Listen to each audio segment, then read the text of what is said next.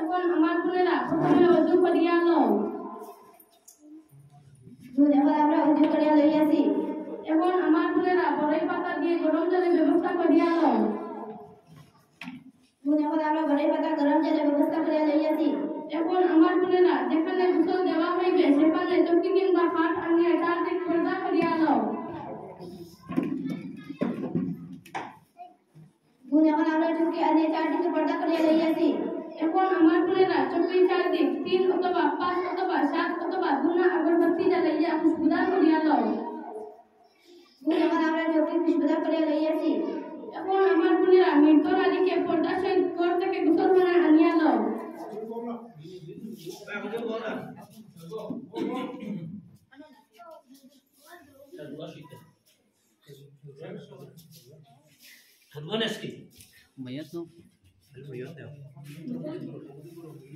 মাথা ধরো না এখন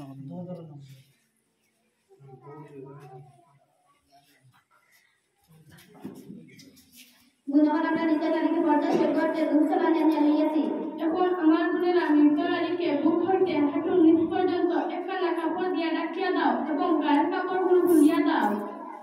এখন আমরা মৃত নারীকে একখানা কাপড় দিয়ে ঢাকিয়া লইয়াছি এবং গায়ের কাপড়গুলো খুলিয়া দিয়েছি। এখন আমার বোনেরা একজনের বাম হাতে এক টুকরা কাপড় বাঁধিয়া লও এবং পানি দ্বারা ইস্তিনজা করিয়া দাও।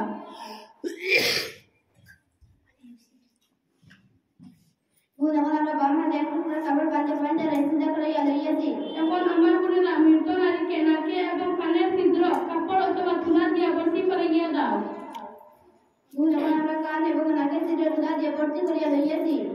এখন আমার বোনেরা মৃত নারীকে অজু করিয়া দাও।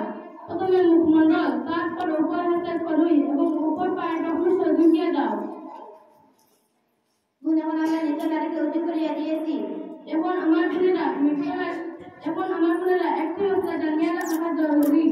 যদি কোনো ব্যক্তি জনাবত ও ফল গোসল অবস্থা মারা যায় তখন এই নিয়তকে গোসল দেওয়াইবার সময় ছোট একখানা পরিষ্কার কাপড় কিংবা তুলা ভিজাইয়া মুখের ছিদ্র, দাঁতের মাড়ি, কানের ছিদ্র মুখে দিতে হইবে। এখন আমার বোনেরা বড়ই পাতা গরম জলে সমস্ত শরীরে ঢালিয়া দাও এবং সাবান দ্বারা হালকাভাবে মাজিয়া দাও। এখন আমরা বড়ই পাতা গরম জল সমস্ত শরীরে ঢালিয়া দিয়েছি এবং সাবান দ্বারা হালকা মাজিয়া দিয়েছি। এখন আমার বোনেরা মৃত নারীকে বাম পাশের উপর ডান পাশে কাত করাইয়া সমস্ত শরীরে জল ঢালিয়া দাও যাহাতে নিজের বাম পাশ পর্যন্ত জল পৌঁছে। এখন আমরা বাম পাশের উপর ডান পাশে কাত করাইয়া সমস্ত শরীরে জল ঢালিয়া দিয়েছি। এখন আমার বোনেরা মৃত নারীকে ডান পাশের উপর বাম পাশে কাত করাইয়া সমস্ত শরীরে জল ঢালিয়া দাও যাহাতে নিজের ডান পাশ পর্যন্ত জল পৌঁছে। এখন আমরা ডান পাশের উপর বাম পাশে কাত করাইয়া সমস্ত শরীরে জল ঢালিয়া দিয়েছি। এখন আমার বোনেরা এইভাবে আরো 2 বার জল ঢালিয়া দাও। এখন আমরা এইভাবে আরো 2 বার জল ঢালিয়া দিয়েছি।